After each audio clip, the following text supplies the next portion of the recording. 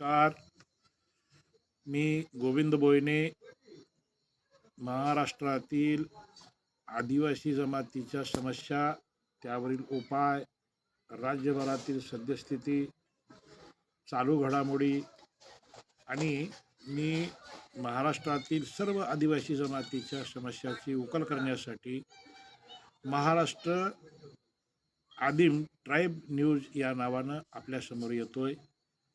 राज्यभरात गेल्या काही महिन्यामधील हालचाली आपण सर्वजण पाहत आहोत.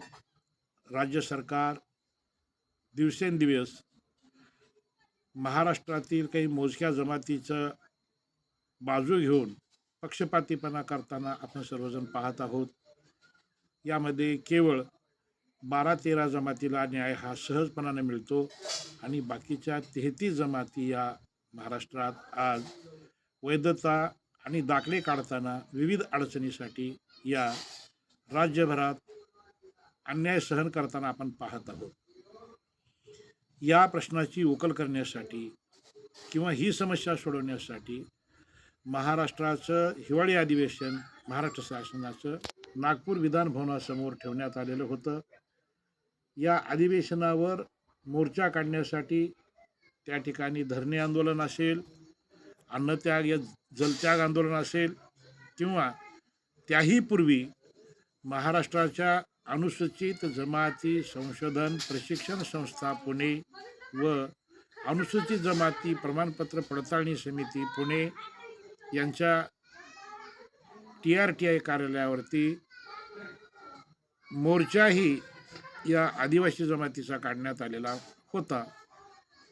त्या ठिकाणी रीतसर काय अन्याय आहे, महाराष्ट्र शासनाकडून काय आपल्या अन्याय सोडवण्यासाठी उपाय आहेत, काय केलं तर या अनुसूचित जमातीच्या लोकांना न्याय मिळेल, या संदर्भातलं रीतसर निवेदन त्या ठिकाणी देण्यात आलेलं होतं. या मोर्चाचं नियोजन करणारे सर्वेसर्वा ज्यांनी आपल्या संघर्षाची धुरा राज्यातील आदिवासी जमातींचं नेतृत्व करताना स्वतःच्या खांद्यावर घेतली असे आपल्या सर्वांच्या परिचयाचे जे कोणी आज या लढ्याला आपल्या खांद्यावरती घेऊन या संघर्षाची धुरा सुरवसे यांनी आज महाराष्ट्रातल्या सर्व तालुक्याला, सर्व जिल्ह्याला, सर्व महसूल विभागाला प्रचार दौरा केला. सर्व आदिवासीचं संघटन उभा करण्याचा प्रयत्न केला. त्यांच्या रीतसर समस्या जाणून घेण्याचा प्रयत्न केला. माननीय दत्ताभाऊ सुरवसे हा एक उमदा तरुण आहे, यशस्वी उद्योजक आहे आणि महाराष्ट्रातील या आदिवासी जमातीच्या समस्याची उकल करण्यासाठी, त्या समस्या सोडवण्यासाठी स्वतःला समर्पित भावनेनं स्वतःची असलेली नोकरी राजीनामा देऊन आज महाराष्ट्रातील या आदिवासी जमातीचा जो काही अन्याय अत्याचार महाराष्ट्र शासनाकडून चालू आहे तो मिटवण्यासाठी स्वतःला समर्पित म्हणून त्यांनी करून हा महाराष्ट्राचा राज्यव्यापी दौरा घडवून आणला. रीतसर गेल्या 8 तारखेला 8 डिसेंबर रोजी TRTIला परत त्यांनी निवेदन दिलं. त्या ठिकाणाहून त्यांनी पुणे ते अहिल्यानगर, संभाजीनगर, अकोला असा प्रवास करत करत नागपूरला पोहोचले आणि 10 तारखेचा यशवंत स्टेडियमवरती भव्य असा राज्यस्तरीय आदिवासी जमातीचा मेळावा मोर्चा त्या ठिकाणी संपन्न झाला. महाराष्ट्र शासनाचे महसूल मंत्री त्या ठिकाणी आले. त्यांनी या समस्या सोडवण्यासाठी 13 डिसेंबर तारीख घोषित केली, परंतु या आयोजकाचं समाधान झालं नाही. समस्या सुटतील यांची गॅरंटी त्यांना वाटली नाही. त्यांनी रीतसर त्यांच्याच निवेदनातल्या भागाप्रमाणे त्यांनी त्या ठिकाणी आमरण उपोषणाला सुरुवात केली, अन्नत्याग केलं आणि यामध्ये पाणीही पिणार नाही म्हणून जलत्यागही त्यांनी केलं. त्यासोबत 65 कार्यकर्ते राज्यस्तरातले त्यांच्यासोबत आमरण उपोषणाला बसले. 10 तारीख मोर्चा संपल्यानंतर या अन्नत्याग आंदोलनाला सुरुवात झाली आणि 11 तारीख, 12 तारीख, 13 तारखेला महसूल मंत्र्यांनी जे काही उहापोह केला होता की आम्ही मिटिंग घेऊ, परंतु ते कुठलीच हालचाल त्यांच्याकडे कळवली गेली नाही. शासनानं आडमुठे धोरण ठेवलं आणि उलट महाराष्ट्राचा आदिवासी मंत्री अशोक उईके ज्यांनी संविधानाची शपथ घेतलेली आहे तो पक्षपातीपणा करतो. 26 आदिवासीचे आमदार त्या ठिकाणी पक्षपातीपणा करतात. त्यांनी 12 तारखेला मोर्चा ठेवला. 10 तारखेला अन्यायग्रस्त आदिवासीचा मोर्चा दत्ताभाऊच्या नेतृत्वात संपन्न झाला आणि 12 तारखेला त्यांनी ठेवलेला मोर्चा मुख्यमंत्र्यांच्या सांगण्यावरून आदिवासी मंत्र्यांच्या सांगण्यावरून 26 आमदाराच्या आग्रहाखातर जो काही मोर्चा ठेवलेला होता तो रद्द करून त्यांच्यासाठी रितसर एक शासकीय परिपत्रक काढलं गेलं.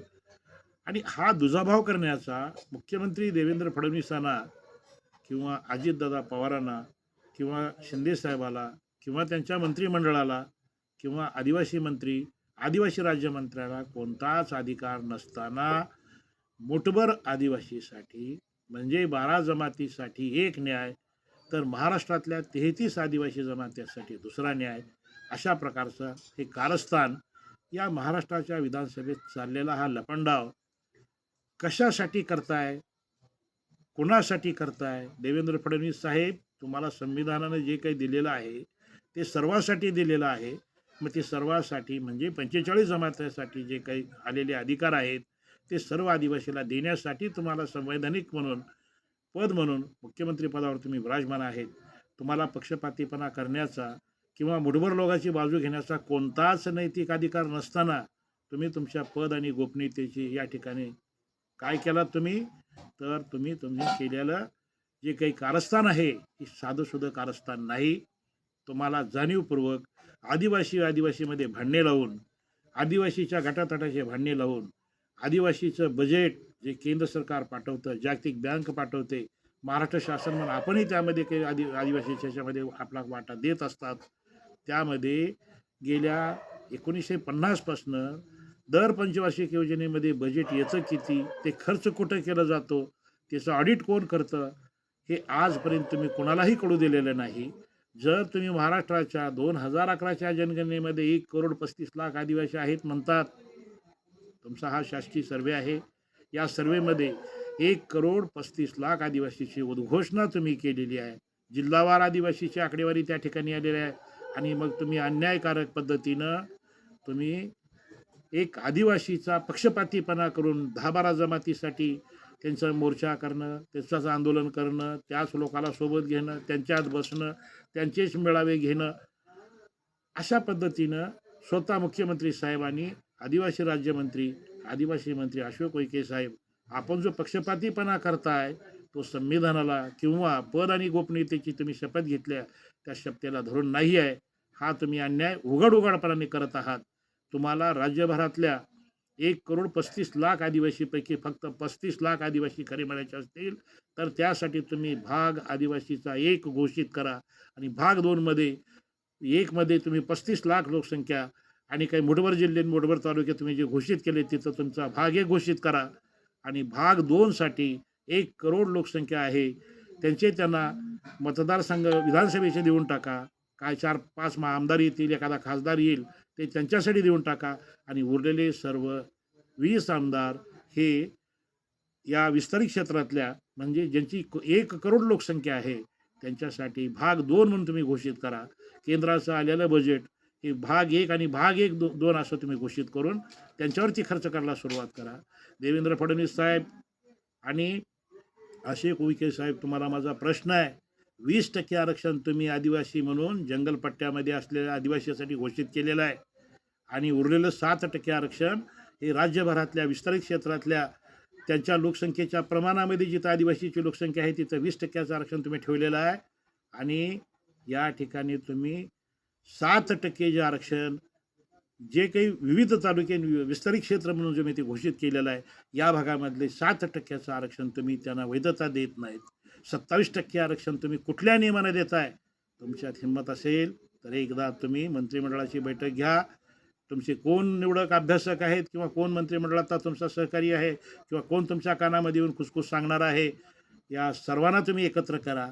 एकदा आमने सामने मिटिंगचं नियोजन करा. अशोक उईकेला त्याच्या तयारीसह आमच्या समोर बसवा आणि तुमच्यासमोर आम्ही बसतो आणि तुम्ही ऐकत राहा. तुम्ही जज होऊन ऐकत राहा, न्यायाधीश म्हणून ऐकत राहा. पण तुम्हाला हे करायचं नाही.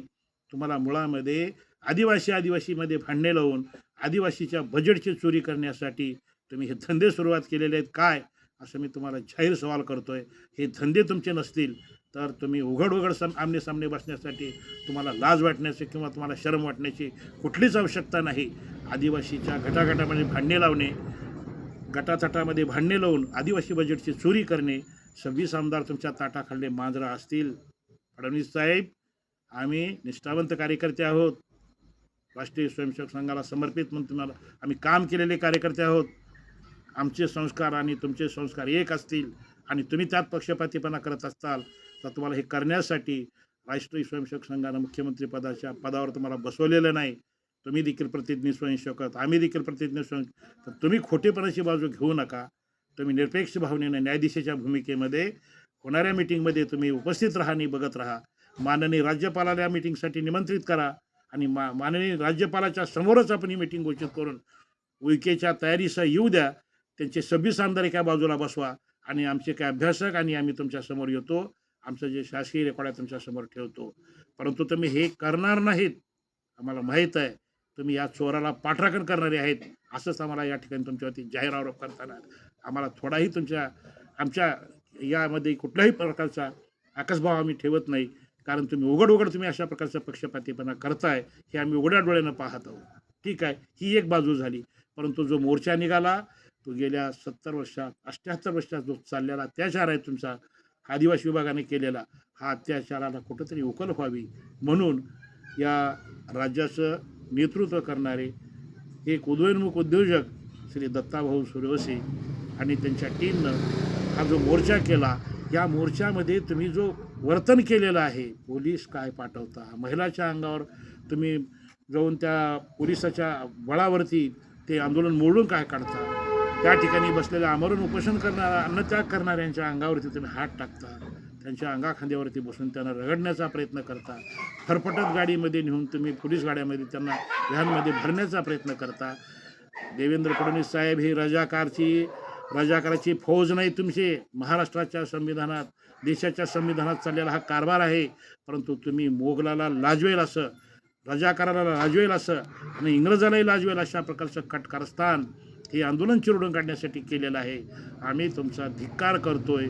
अशा प्रकारचा मुख्यमंत्री पदाचा गैरवापर करणं तुमच्यासारख्या एका सन्माननीय ॲडव्होकेट असलेल्या आणि सामाजिक न्यायाचा महाराष्ट्राचा सर्व तानाबाना तुम्हाला माहीत असताना पक्षपातीपणा करण्याचा टेंडर तुम्हाला कुणी घोषित केलेला आहे.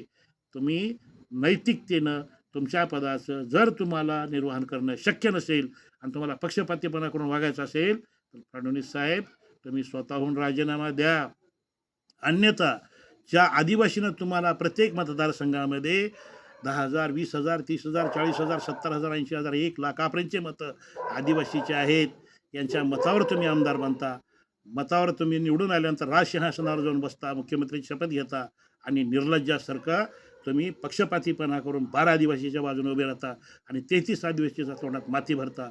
मुख्यमंत्री म्हणून तुम्ही या पदाला लायक नाही आहेत असंच या ठिकाणी आम्हाला नमूद करावं लागतं आहे. मी तुमचा जे निष्ठुरपणानं जे नागपूरच्या यशवंत स्टेडियमवरती दत्ताभाऊच्या टीमवर आणि मोर्चेकऱ्यावर जे तुम्ही रजाकाराच्या पेक्षाही क्रूर, इंग्रजापेक्षाही क्रूर अत्याचार तुम्ही केलेले आहेत, याबद्दल मी तुमचा जाहीर धिक्कार करतो. आणि महाराष्ट्रात प्रत्येक तहसीलदार, उपजिल्हाधिकारी, जिल्हाधिकारी आणि प्रत्येक पोलीस स्टेशन आणि पोलीस प्रमुखाला राज्यभरातून निवेदनं द्यायचं सत्र चालू आहे. मोठ्या प्रमाणामध्ये आक्रोश दिसणार आहे. येणाऱ्या जिल्हा परिषदमध्ये मस्ती आहे ना मुख्यमंत्री साहेब तुम्हाला आणि अशोक उईकेला, तर तुमची मस्ती उतरवण्याचं अभियानसुद्धा आदिवासीतून सुरुवात करणार आहेत. तुम्हाला जर सत्तेच्या सिंहासनावर बसून अन्याय अत्याचार करण्याची खाज सुटली असेल तर तुमची खाजसुद्धा पूर्ण केली जाईल. येणाऱ्या निवडणुकीमध्ये आदिवासी तुम्हाला त्याचा दणका देतील, तुमचं कंबरडं मोडण्याचं काम करतील. आणि तुमच्या जरी इतकी हिंमत असेल, पोलीस कशाला लावतात, तुम्हीच उतरा ना एकदा मैदानामध्ये. तुमच्यात एवढी हिंमत असेल तर तुमचा फौजफाटा कोण घेऊन यायचा आहे, एकदा आदिवासीच्या समोरासमोर या. तुम्हाला काय दिसेल तेही बघा. कसा अत्याचार तुम्ही करताना ते अन्याय अत्याचार मोडण्यासाठी कशा पद्धतीने उत्तर दिलं जातं आहे. तर तुम्ही ते करणार नाहीत. पोलिसाच्या आडून लपून छपून करता, खोटारडेपणानं आदिवासीच्या आडून लपून करण्याचा प्रयत्न करता. तुम्हाला आमनेसामने बसण्याची लाज वाटते.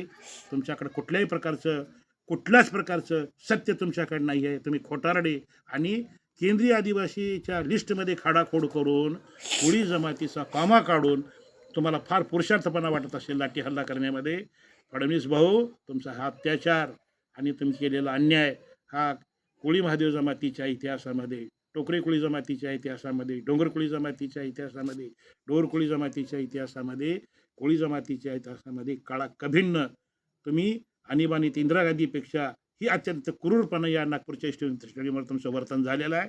अशा प्रकारचं वर्तणूक करण्याचा अधिकार तुम्हाला संविधानानं दिलेला नाही. आम्ही तुम्हाला या ठिकाणी एक स्पष्ट इशारा देतोय की केलेलं वर्तणूक तुम्ही सुधारून घेण्याचा प्रयत्न करा. त्वरित उपोषणकर्त्याला सन्मानानं मिटिंगसाठी बोलवा आणि आमने सामने राज्यपालाच्या दालनामध्येच एकदा मिटिंग फायनल होऊन जाऊ द्या. कोण खरी आणि कोण खोटे तुम्हाला आम्ही तिथं रितसर आमच्या रेकॉर्डनिशी तुम्हाला आम्ही दाखवून देतो. तुमच्यात ती हिंमत असेल, जानबूज करून तुम्ही अशा प्रकारचा कुठला फालतूपणाचा बागोलबुवा करण्याची गरज नाही आहे. तुम्ही महाराष्ट्राचे मुख्यमंत्री आहेत, स्वतः वकिली व्यवसाय करणारे आहेत आणि वकील हा खोटारडा असतो हे तुम्ही या ठिकाणी वकिलाला सुद्धा खोटं म्हणण्याचं काम तुम्ही स्वतः करताय. आणि वकील हा निरपेक्ष असतो, वकील हा न्यायाच्या बाजूने उभा राहतो, नैसर्गिक न्याय मिळवून देणारा असतो. मुख्यमंत्री पदावर बसून एक वकील झालेला माणूस मुख्यमंत्री होतो आणि तो खोट्याच्या बाजूने उभा राहतो. खरं खोटं करण्यासाठीच वकील असतो. पण तुम्ही खरं खोटं कोणाची बाजू करताय आणि कुण्या खोट्याच्या बाजूने उभा राहताय. आणि 12% आदिवासीवर तुम्ही निवडून येत नाही. तुम्हाला आदिवासी एक करून निवडून आणतात आणि त्याच्या तोंडात माती भरण्याचं पाप तुम्ही करत आहात. ज्यांनी तुम्हाला या पदावरती बसवले, ज्यांनी तुम्हाला सन्मानानं मुख्यमंत्री केले, त्यांच्याच त्यागाला तुम्ही ठोकरून अशा प्रकारचं कृत्य करत आहात. मी परत एकदा तुमचा धिक्कार करतो आणि राज्यभरातल्या अन्यायग्रस्त आदिवासी जमातीला दत्ताभाऊंनी जो संघर्ष केलेला आहे, या संघर्ष उद्याच्या पाठीमागे उभं राहूया आणि महाराष्ट्रामध्ये आणखीन आपली ही व्यापक चळवळ तेवत ठेवूया. घराघरात अन्याय झालेला हा जो काही नागपूरच्या यशवंत स्टेडियमवर अन्याय झालेला आहे, याचा घराघरामध्ये प्रसारण आपण करूया. प्रत्येक समाज बांधवाला आपण जागृत करूया. प्रत्येक घरातून येणाऱ्या इलेक्शनमध्ये याचे पडसाद हे राज्यकर्त्याला दाखवून देऊया. अशा प्रकारचे मस्तवाल झालेल्या देवेंद्र भाऊ फडणवीसाच्या सरकारला आपण या ठिकाणी परत एकदा धिक्कार करून मी आजचे 4 शब्द या ठिकाणचे थांबवतो. येणाऱ्या काळामध्ये मी महाराष्ट्र आदिम ट्राईब न्यूज या नावाखाली मी माझे संदेश महाराष्ट्रातील अन्यायग्रस्त आदिवासींना देणार आहे. समाज जागृती हे माझं लक्ष आहे आणि या समाज जागृतीच्या माध्यमातून आदिवासीचं 1 करोड आदिवासीचं मी संघटन उभं करण्याचा मी संकल्प केलेला आहे. आणि 35 लाख खरे असतील तर त्याचा भाग 1 करा, 1 करून त्यांना बाजूला काढा आणि उरलेल्या 1 करोड आदिवासी जमातीचं बजेट केंद्रातलं जे काय आलेलं आहे, येणार आहे, ते त्यांना सन्मानानं द्या. त्यांचे फिरते मतदारसंघ ठेवा. पण देवाभाऊ तुम्ही हे करणार नाहीत का? तुम्हाला ह्याच्यातली चोरी करायला, ह्याच्यातले पैसे लाटायला संधीच मिळणार नाही. अशा प्रकारचे त्यात आहे आणि ते आम्हाला माहीत आहे. आणि तुम्ही ते पाप लपवण्यासाठी पोलिसाचा बळाचा वापर करून तुम्ही या मोर्चेकऱ्यांना, अन्नत्याग करणाऱ्या, जलत्याग करणाऱ्या संघर्ष योद्ध्याला दत्ताभाऊ सुरवशी आणि त्यांच्या टीमला हुसकावून लावलेल्या नागपूरमधून. पण लक्षात ठेवा, येणाऱ्या अधिवेशनामध्ये लाखोच्या संख्येनं आम्ही आझाद मैदानावर घुसू, येऊन बसू. तुम्हाला तिथंही आम्ही सळुके पळू करून सोडू. तुम्हाला आम्ही सोडणार नाही. तुम्ही जिथं जाचाल तिथं तुमच्या पाठीमागं आणि जिथं तुम्ही गडबड करताल तिथं आम्ही तुमचा चिरफाड करण्यासाठी तुम्ही उभे राहिलेले आहोत आणि उभे राहू. आम्ही तुमचेच आहोत, तुम्ही आमचेच आहेत. परंतु तुम्ही अन्यायाच्या बाजूने उभा राहिल्यामुळं तुम्ही न्यायाच्या बाजूने उभा राहायच्या तुम्ही अन्याय करणाऱ्याच्या, अन्याय ज्यांनी केलेला आहे त्याच्या बाजूने तुम्ही उभा राहिल्यामुळं मी तुमचा परत एकदा धिक्कार करतो. आणि समाज बांधवांनो, संघटित होऊया, जागृत होऊया आणि ही जागृतीची मशाल आपण घराघरात तेवत ठेवूया. आपणाला मी कळकळीचं आव्हान करतो. रात्र वैर्याची आहे. नैराश्यानं खचून जाऊ नका. पुन्हा नव्या उमेदीने उभा राहा. उषक काल होता काळ रात्र झाली. अरे आयुष्याच्या पुन्हा पेटवा मशाली. आपण पुन्हा मशाली पेटवूया. पुन्हा आपण या मशालीच्या उजेडामध्ये आपलं स्वातंत्र्य जे हिसकावून घेण्याचा जो प्रयत्न केलेला आहे, ते स्वातंत्र्य आपलं निर्माण करूया. आणि एवढंच नाही तर आपलेही उमेदवार उभे करून प्रत्येक निवडणुकीमध्ये आपले उमेदवार आपण विजयी करण्यासाठी कामाला लागूया. देवाभाऊच्या पाठीमागे धावण्याची आता गरज नाही. देवाभाऊला आता आदिवासीच्या मताची गरज नाही. त्यांच्याकडे आता अमाप संपत्ती जमलेली आहे. पैशाच्या जोरावर मतं खरेदी करू शकतो मी. अशा आविर्भावामध्ये हे पोलिस अत्याचार करण्याचं पाप त्यांनी केलेलं आहे. त्यामुळं यापुढे देवाभाऊच्या पक्षाला मतदान करताना आपण सगळ्यांनी आत्मचिंतन करून, जर अन्याय हे मिटवला नाही, मिटिंग लावली नाही, तर येणाऱ्या जिल्हा परिषद पंचायत समितीपासून सर्व आदिवासींना आपल्या मताचा हिसका या मस्तवाल झालेल्या गेंड्याच्या कातडीला, प्रशासनाला, पोलिसाला आणि राज्यकर्त्याला दाखवण्यासाठी सज्ज होऊया, अशा प्रकारचं कळकळीचं आव्हान करतो. तुम्हाला पटलं तर माझे विचार तुम्ही ही क्लिप पहा, ऐका आणि पटलं फॉरवर्ड करा. त्याला जास्तीत जास्त लाईक त्याला करण्याचा प्रयत्न करा आणि इतर ग्रुपमध्येही हा विचार पाठवण्याचा प्रयत्न करा. माझं लक्ष आहे 1,00,000 कुटुंबापर्यंत मला पोहोचणं, हे मी टार्गेट केलेलं आहे. माझं लक्ष हे कुठली आमदारकी मिळवणं, कुठलं खासदारकी मिळवणं, कुठलं जिल्हा परिषद, पंचायत समिती किंवा नगरसेवक किंवा ग्रामपंचायतचं सदस्य बनणं नाही, तर समाजाला जागृत करणं हे माझं लक्ष आहे.